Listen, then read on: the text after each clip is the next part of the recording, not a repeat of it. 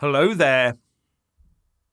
Well, if you're healthy and under 50, you won't be getting your medical procedure anymore. I wonder why.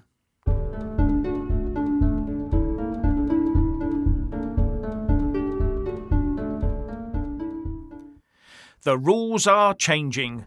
Next month, if you are under 50 and healthy, you will no longer have access to your safe and effective medication.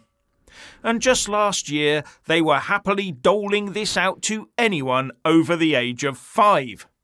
But now we're told that we're entering a new phase where the young and healthy are no longer at risk. So the Everyone Must Have One programme can be scaled back. And it's definitely not being scaled back due to anything bad being associated with it. And it also has naught to do with anything connected with what suspended Tory MP Andrew Bridgen is suing the former Health Secretary Matt Hancock over for £100,000, with the money going to a connected victims cause, not into Bridgen's pocket. Nothing at all to do with the contents of a tweet from Hancock alleging all sorts of things, including his belief that Bridgen was spouting anti-scientific conspiracy theories. The scaling back of the successful deployment of the medical interventions has nothing to do with any concerns that Bridgen has. Or we would have been told about that by the authorities, wouldn't we? And if there were anything amiss here, the mainstream press would have done some investigative journalism and uncovered it all and reported on it, wouldn't they? But they haven't, so move along, nothing to see here.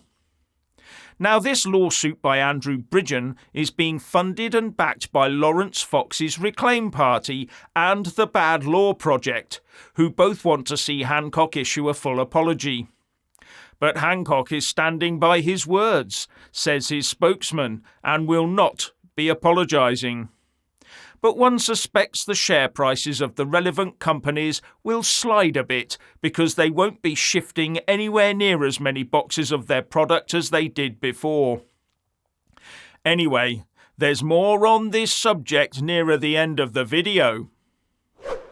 So Rishi Sunak is gathering his cabinet team in Chequers today to try and work out how they can rescue their party from total oblivion at the next election. Fat chance seems to be the answer to that. The Tories are mired in sleaze and bullying allegations, and Rishi Sunak appears too weak to do much about it. And when it comes to results, all we have is hot air and promises, but nothing ever gets finished. It's almost as if they are being controlled to follow an outside agenda and not follow the path they promised the voters they would tread. So for me, this Chequers meeting will be all about phraseology, psychology, presentation and the use of nudge units to try and convince the electorate that they are listening and will deal with our concerns, all the while continuing to do much as before. So don't be surprised if all you end up with is more of the same in a couple of months' time, with a couple more sleazy bits added on, no doubt, because they seem to already have their own or someone else's agenda and appear very determined to follow through on it. Now this one will sting, Nadhim Zahawi. Talking to the House of Commons Public Accounts Committee earlier today, the HMRC Chief Executive Jim Harrer said that although he wasn't commenting on a specific person's tax matters, there are no penalties for innocent errors in your tax affairs, he said. Ouch.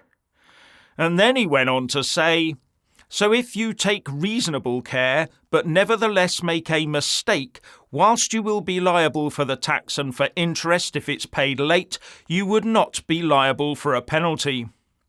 But if your error was as a result of carelessness, then legislation says that a penalty could apply in those circumstances.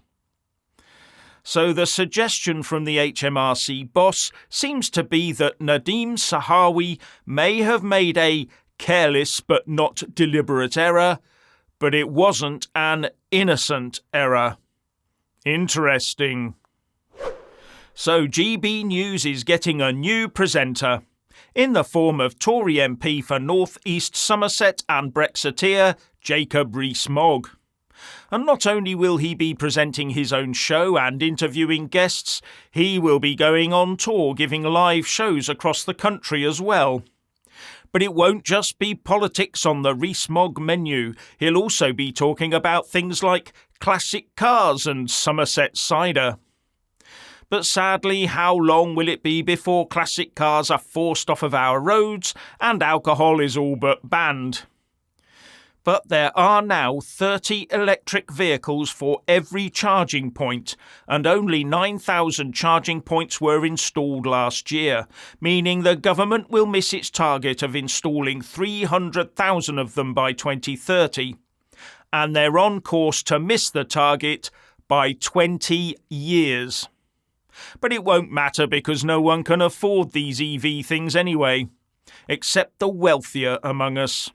And the government is set to ban the sale and carrying of nitrous oxide, better known as laughing gas, because it's getting popular with users, and its use causes antisocial behaviour. So how long before there is a massive crackdown on alcohol for the exact same reason? Pubs are regularly shutting down already, and when that reaches a critically low level, taxes could be heaped on supermarket alcohol sales. But they'd have to keep the tax within certain limits, or there'd be a whole new moonshine industry springing up overnight. Anyway, this will no doubt boost Rees-Mogg's visibility across the UK, and we have heard rumours in the past that his gaze has been wandering to the door of number 10. Who knows? The biggest news of the century is being buried right now. What news is this, I hear you cry? Well, the government is apparently reversing the rollout of a certain medical procedure. Yes, that's right. You won't be able to get your next arm intrusion if you're under 50. Unless, of course, your doctor can come up with a good reason why you should be able to get it. I mean, I can't understand why we can't have more of these wonderful, safe and effective procedures. I want at least 15 of them before I hit 50 in a few weeks' time. And yes, I did say 50 in a few weeks' time. Okay, I had a hard paper round, and the Great Wall of China was my paper route. Anyway, if the government isn't careful, the whole House of Commons will be asking these conspiracy theory-type questions, like Andrew Bridgen did. And what will Rishi and co. do then? Remove the whip for all of the Tory MPs? Well, the way things are going, Rishi will be the last frog, man standing, on his lily pad. I mean, you would swear there was something adverse and sinister happening to many of the people who have had this procedure. But we have been assured there are only ever very rare side effects. So what's going on? It must be something else. That's right, it must be, yes. Maybe it's because it's all been such a success that we don't need any more of the elixir of eternal life. Yes, that must be it. Oh, I wish I had one of these medical procedures now. I feel like I've missed out on something wonderful that would have protected me and those around me. That'll teach me to listen to those silenced experts.